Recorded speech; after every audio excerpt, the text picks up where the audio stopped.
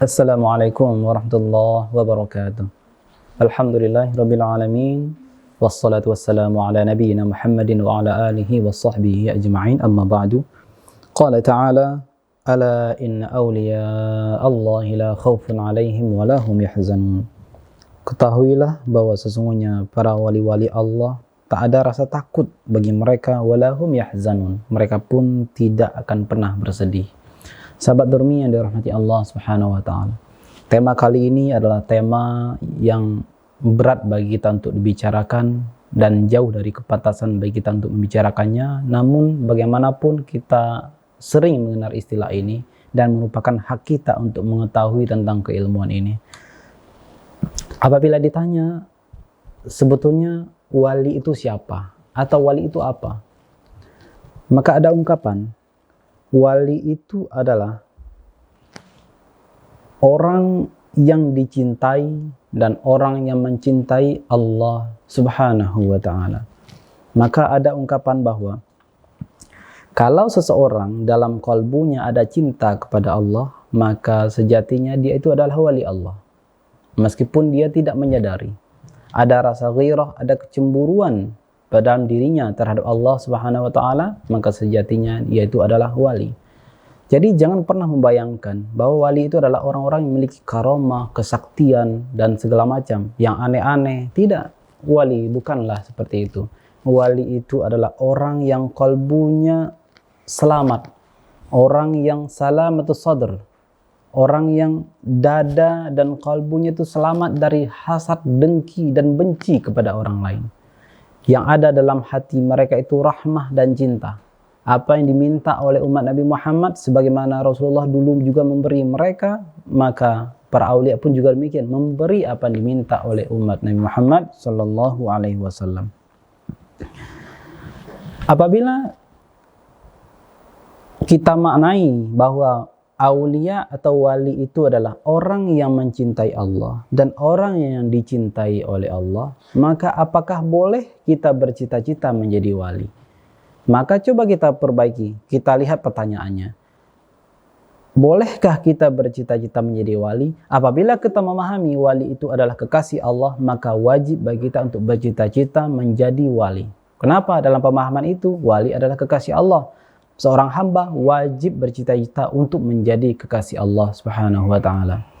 Pada suatu kali Al-Fakir pernah mendengar dialog antara Prof. Quraish Shihab dengan Gus Baha. Gus Baha berceloteh di depan Prof. Quraish Shihab bahwa beliau, Gus Baha, waktu kecil bercita-cita untuk menjadi wali. Ketika ditanya waktu kecilnya apa cita-citamu, beliau katakan cita-cita saya adalah pengen jadi wali. Dan itu tidak salah dan itu benar. Apabila kita memahami wali itu adalah orang yang cinta kepada Allah. Bukankah kita wajib mencintai Allah? Bukankah kita berharap Allah juga mencintai kita? Maka sangat tidak etis apabila ada ungkapan, ada orang mengatakan si fulan adalah wali. Lalu kita sinis. Masa sih? Tidak mungkin. Sejatinya ungkapan sinis itu adalah bisikan-bisikan su'udzon dalam hati. Coba kita balik ke makna. Si fulan itu adalah wali Allah. Sama kita mengatakan si fulan itu adalah kekasih Allah. Jangan diingkari. Kalau diingkari berarti kita menolak seorang menjadi kekasih Allah. Ketika ada seseorang dikatakan si fulan itu adalah wali Allah, maka tancapkan langsung dalam diri kita bahwa si fulan itu adalah kekasih Allah. Maka berhusnuzonlah kita kepada sang pengucap dan berhusnuzonlah kita kepada siapa yang dikatakan wali itu. Apakah wali itu terpelihara dari kesalahan sehingga membuat kita enggan mengatakan dia wali Allah Subhanahu wa taala? Kita memiliki kaidah bahwa selain Nabi dan Rasul pasti tidak maksum. Yang maksum hanyalah Nabi dan Rasul. Yang terjaga dari kesalahan adalah Nabi dan Rasul. Namun ada ungkapan begini. Min syartil wali ayyakuna mahfuzan kama anna min syartin nabi ayyakuna ma'suman. Syarat seorang wali itu adalah mahfuz, terjaga. Dan syarat seorang nabi itu maksum, juga terjaga. Bedanya apa? Mahfuz, terjaganya wali, ketika terjatuh dalam kemaksiatan, dia langsung cabut kemaksiatan itu, langsung berinabah, langsung bertaubat kepada Allah Subhanahu wa taala. Itulah makna mahfuz. Sedangkan maksum sama sekali tidak melakukan kesalahan. Itulah bedanya antara mahfuz dengan maksum. Suatu kali Imam Al-Junaid pernah ditanya, "Hal yaznil wali?" Apakah seorang wali bisa saja berzina? Maka sejenak Imam Junaid terdiam, agak kesulitan menjawabnya. Akhirnya Imam Junaid menjawab, "Wa kana dzalika qadaran maqdura." Itu merupakan takdir dari Allah apabila Allah mentakdirkan kepada seorang hamba melakukan kemaksiatan. Berlaku maksiatnya seorang wali itu menunjukkan bahwa dirinya bukanlah nabi. Maka itu murni menunjukkan bahwa wali itu adalah manusia biasa. Bedanya apa dengan kita ketika bermaksiat? Ketika wali melakukan maksiat, langsung spontanitas dia memohon ampun, bermunajat, mengaku salah kepada Allah Subhanahu wa taala. Sementara kita yusirruna ala ma fa'alu, selalu terus-menerus mengulang-ulang kesalahan yang sama. Selalu mencari kesalahan-kesalahan orang. Kalau bisa orang yang berbicara itu selalu salah. Kalau bisa kita mendengar seseorang yang berbicara, muallim berbicara, khatib berbicara, kalau bisa kita menemukan kesalahannya.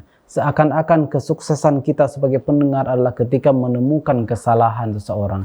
Itulah orang-orang yang Allah ancam dengan akan ditelanjangi keburukannya meskipun dia berada di dalam rumahnya. Rasulullah SAW bersabda, "La tattabi'u auratin nas." Jangan mencari-cari kekurangan orang lain, jangan mencari-cari kesalahan orang lain. Faman tatabba'a auratin nas yafdahullah walau fi baitihi. Siapa yang mencari-cari kesalahan orang, menjadikan kesuksesan ketika dia menemukan kesalahan orang, maka Allah akan telanjangi kesalahan dia meskipun dia sedang bersembunyi di dalam rumahnya. Jamaah Rumi yang dirahmati oleh Allah Subhanahu wa taala. Penting bagi kita untuk meng-cross-check diri kita. Sangat penting sekali. Maka kita harus belajar kepada konsep aulia. Meskipun kita bukanlah wali, meskipun kita belum pantas disebut orang yang cinta kepada Allah, belum pantas disebut orang dicintai Allah, setidaknya kita mengambil semangat mahfuznya para wali. Ketika kita melakukan kesalahan, cepat bertaubat. Ketika kita melakukan kealpaan, jangan merasa enak dalam kesalahan itu. Besoknya diulang lagi, besoknya diulang lagi. Memang kita hamba yang lupa, besoknya melakukan kesalahan. Tapi sebisa mungkin kita hudurkan di dalam kalbu kita Allah Subhanahu wa taala sehingga kita merasa dimuraqabahi, diawasi, sehingga kita sungkan melakukan kemaksiatan. Itulah yang tertanam dalam kalbu para wali. Dia sungkan, malu kepada Allah Subhanahu wa taala melakukan dosa-dosa yang dia tanamkan dalam dirinya. Jadi tidak perlu kita heran apabila seorang wali melakukan kemaksiatan, maka ikutilah jawaban Imam Junaid tadi, wa kana dzalika qadar maqdura. Itu adalah takdir dari Allah yang menunjukkan dia bukanlah nabi, dia adalah manusia biasa. Jadi bagaimana sahabat Rumi? Apabila kita memahami wali adalah kekasih Allah, maka kita wajib bercita-cita menjadi wali. Tapi apabila kita memahami wali itu adalah pemilik karomah, bisa terbang, bisa berjalan di atas air, punya kesaktian, sebaiknya jangan kita bercita-cita seperti itu. Karena setan, iblis, ahli sihir pun bisa melakukan hal demikian. Namun karomah tertinggi yang dilakukan oleh para wali adalah keistiqomahan. Keistiqomahan dalam apa? Keistiqomahan bersama Allah dalam kalbunya. Meskipun fisiknya berantakan, meskipun fisiknya lusuh, meskipun kata-katanya tidak seperti kata-kata para muallim, tapi kalbunya selalu bersama Allah Subhanahu wa ta'ala. Maka spirit itulah yang coba kita pelajari dari para aulia Allah, yaitu spirit mahfuz. Ketika ada kesalahan, cepat balik. Ketika ada kealpaan, cepat balik. Jangan tersentak, jangan kita merasa nikmat dalam kesalahan itu. Insya Allah kita akan ditarik oleh Allah menjadi kekasih-kekasihnya.